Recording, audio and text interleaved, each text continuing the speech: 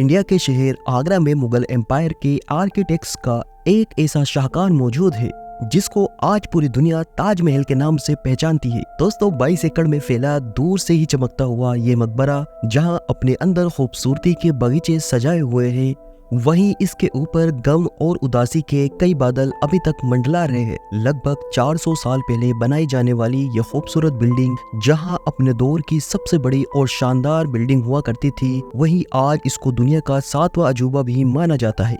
इस आलीशान स्ट्रक्चर को बनाने में 20,000 मजदूरों ने दिन रात खून पसीना बहाया, और वो भी 1 या 2 सालों तक नहीं बल्कि पूरे 22 साल तक। अगर आज के दौर में इसकी कीमत का अंदाजा लगाया जाए तो संगमरमर का ये अनमोल मकबरा हैरत अंगेज तौर पे $1 बिलियन यानी कि 7,500 करोड़ से भी महंगा है, क्योंकि इस बिल्डिंग में मुगल आर्किटेक्ट्स ने अपने हुनर की कई ऐसी निशानियां छोड़ी थी जिनकी दुनिया के टॉप इंजीनियर्स भी आज तक तारीफ कर रहे हैं। इस बिल्डिंग को ऐसे डिजाइन किया गया कि जब मेन गेट के पीछे से इसको देखा जाता है तो काफी बड़ी लगती है, लेकिन जैसे ही मेन गेट की तरफ आगे बढ़ा जाता है तो ऑटोमेटिकली इसका साइज छोटा मालूम देता है। दिमाग को चकरा देने वाली ये कोई पहली ट्रिक नहीं थी जो मुगल आर्किटेक्ट्स ने इस्तेमाल की हो। इसके गिर्द चारों मीनारों को बिल्कुल सीधा खड़ा नहीं किया गया, बल्कि ये मीनार बाहर की तरफ थोड़ा झुके हुए हैं, क्योंकि अगर इनको सीधा खड़ा किया जाता तो दूर से देखने पर ये अंदर की तरफ झुके हुए लगते, जैसा कि इन मस्जिदों में आप देख सकते हैं।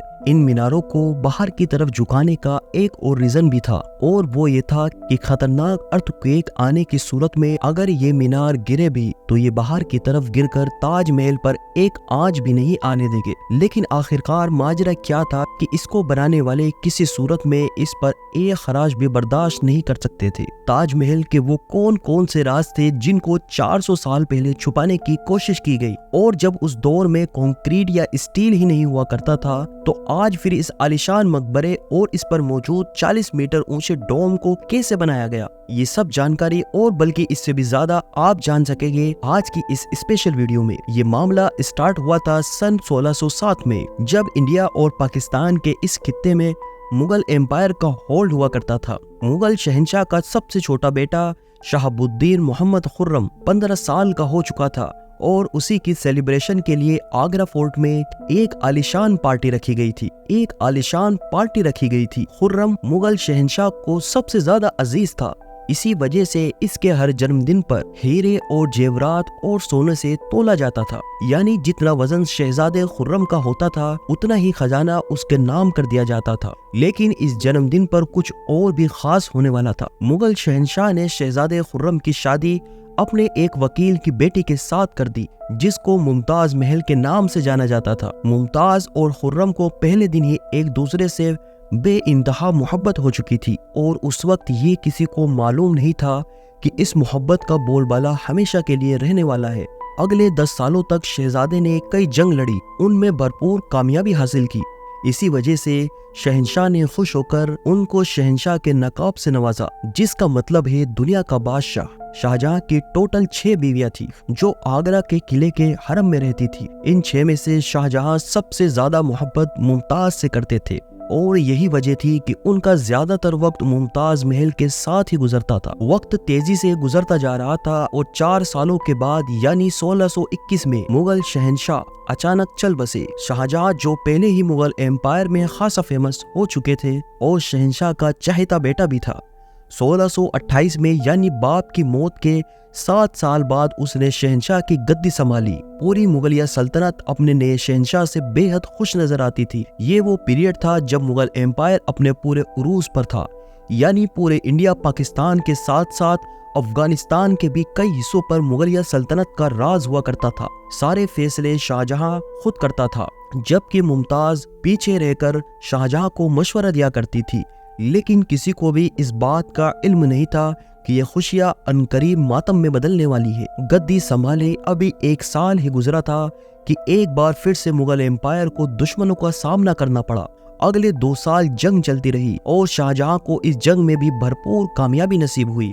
लेकिन शाहजहां अभी इस कामयाबी का जश्न मनाते कि उनको एक अफसोसनाक खबर से आगाह किया गया। मुमताज महल, जो कि शाहजहां के चौथे बच्चे को जन्म दे रही थी, उसकी हालत बिगड़ गई और 17 जून सन 1631 को वो ना चाहते हुए भी इस दुनिया से चल बसी। पूरी मुगलिया सल्तनत का जश्न देखते ही देखते मातम में बदल गया। ये खबर जो शाहजहां पर आग बनकर गिरी थी, उसने तो जैसे शाहजहां की दुनिया ही खत्म कर डाली। शाहजहां की सबसे पहली मोहब्बत और उसकी सबसे अजीज बीवी मुमताज महल इस दुनिया से रुखसत हो चुकी थी। कहा जाता है कि इस गम की परछाई ने शाहजहां को काले अंधेरे में धकेल दिया था। अगले 8 दिनों तक उन्होंने कुछ नहीं खाया और अगले 2 सालों तक और ना कोई मौसीकी सुनी और ना ही कोई परफ्यूम लगाया। मुमताज महल ने मरने से पहले एक आखिरी ख्वाहिश की थी।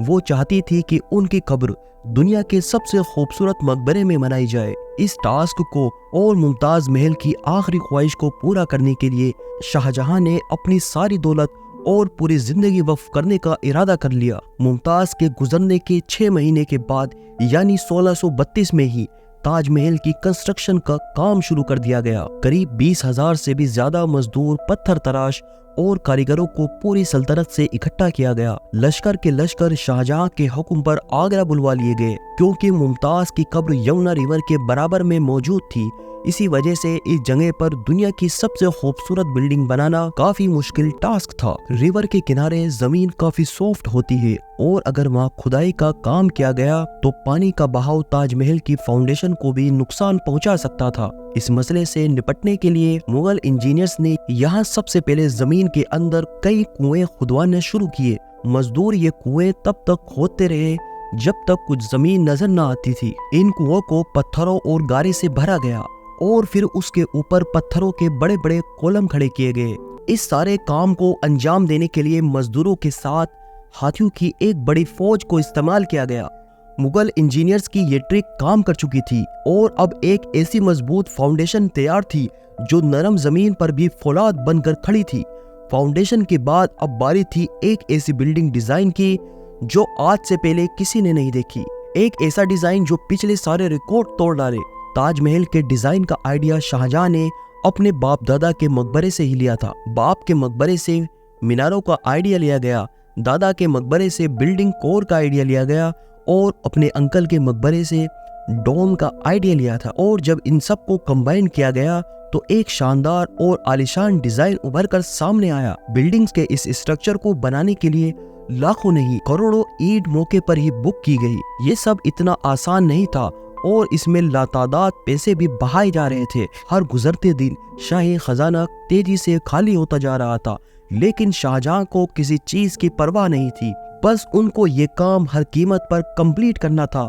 कहा जाता है कि ताजमहल की कंस्ट्रक्शन में इतना ज्यादा लोग लगाए गए थे कि इनकी वजह से आसपास के इलाकों में खाने पीने का सामान खत्म हो गया था। 20,000 मजदूरों और कारीगरों की डिमांड पूरी करने के लिए शाहजहां ने आसपास के तमाम इलाकों से अनाज आगरा मंगवा लिया गया। 20,000 मजदूरों और कारीगरों की डिमांड को पूरा करने के लिए कई सालों की मेहनत के बाद बिल्डिंग का स्ट्रक्चर कंप्लीट हो चुका था और अब बारी थी इसको संगमरमर से सजाने की। ये संगमरमर आगरा से 400 किलोमीटर दूर राजस्थान से मंगाया जाना था, क्योंकि यहाँ का मकराना मार्बल दुनिया का सबसे फाइनेस्ट मार्बल माना जाता है। शाहजहां ने ताजमहल के लिए पूरा मकराना मार्बल रिजर्व कर लिया, यानी जब तक ताजमहल की डिमांड पूरी नहीं हो पाएगी तब तक किसी को भी ये मार्बल खरीदने की इजाजत नहीं थी।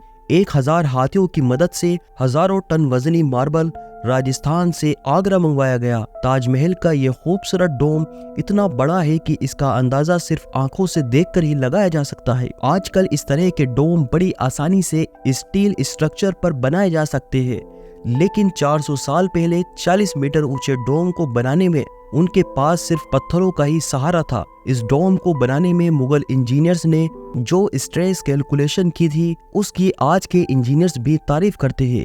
ताजमहल की फिनिशिंग के लिए पेट्रा ड्यूरा यहाँ पर चिनकारी से डेकोरेट किया जाना था। पेट्रा ड्यूरा एक ऐसी कलाकारी को कहा जाता है जिसमें कीमती पत्थर को मार्बल के अंदर तलाश कर लगाया जाता है। मार्बल को बड़ी महारत और बारीकी से कीमती पत्थर की शेप के हिसाब से तराशा जाता है और फिर उसमें पत्थरों को ग्लू के जरिए चिपकाया जाता है। ताजमहल पर इस्तेमाल होने वाली ग्लू कोई आम ग्लू नहीं थी। काफी रिसर्च और लेबोरेटरी टेस्ट के बाद मालूम पड़ा कि ये ग्लू शीरा, लेमन जूस और संगमरमर पाउडर को मिलाकर बनाई जाती थी। वही सेम ग्लू आज भी ताजमहल की रेनोवेशन के लिए इस्तेमाल की जाती है। ताजमहल के खास बातों में से एक बात ये भी है कि ये दिन में 4 मरतबा अपना रंग बदलता है। सूरज निकलने से पहले ये बिल्कुल ब्लैक शेड रहता है। सूरज निकलने के बाद ये लाइट येलो और पिंक शेड देता है, जबकि दोपहर के वक्त ताजमहल की खूबसूरती का एक नया रूप देखने को मिलता है। नीले आसमान पर जैसे मोती चमक रहा हो और सनसेट के वक्त ये पूरी बिल्डिंग गोल्डन कलर की दिखाई देती है। पूरे 22 सालों के बाद सन 1654 में ताजमहल की कंस्ट्रक्शन का काम मुकम्मल कर लिया गया। शाहजहां अपनी बेगम की याद में दुनिया का सबसे खूबसूरत मकबरा बनाने में कामयाब हो चुका था। शाहजहां ने इस आलीशान इमारत का नाम अपनी पसंदीदा बीवी की याद में रखा था। मुमताज महल से इसका नाम ताजमहल रख दिया गया। हर साल शाहजहां मुमताज की बरसी पर यमुना रिवर के जरिए ताजमहल पर जाया करते थे। ये ताजमहल की ऐसी एंट्रेंस थी कि जिसको सिर्फ शाही खानदान के लिए बनाया गया था। इस एंट्रेंस की दीवारों पर दिलकश नक्काशी का काम किया गया था, जो शायद सिर्फ शाही आंखों के देखने के लिए ही किया गया था। शाहजहां का ये महंगा तरीन प्रोजेक्ट कंप्लीट तो हो चुका था, लेकिन इसने मुगलिया सल्तनत को तबाही के किनारे पर ला खड़ा किया। 4 सालों के बाद यानी 1658 में शाहजहां और मुमताज के अपने ही बेटे ने शाही तख्त पलट दिया और खुद मुगल एम्पायर का शहंशाह बन गया। शाहजहां जो पिछले 30 सालों से इस तख्त पर राज कर रहे थे, उसको कैदी बनाकर आगरा के किले में ही बंद करवा दिया गया। सिर्फ एक फैसिलिटी ऐसी थी जो शाहजहां को दी गई, और वो ये थी कि जिस कमरे में उनको बंद किया गया था उसकी खिड़की से वो ताजमहल को देख सकते थे। 8 साल कैद में रहने के बाद 74 साल की उम्र में शाहजहां भी इस दुनिया को अलविदा कह गए। शाहजहां का अपनी मुमताज से दोबारा मिलने का वक्त आ चुका था और उनको ताजमहल में ही दफन कर दिया गया। उम्मीद है कि वीडियो आपको पसंद आए होगी। वीडियो को लाइक करें, शेयर करें, चैनल पर नए हो तो चैनल को सब्सक्राइब करें। मिलते हैं नेक्स्ट वीडियो में।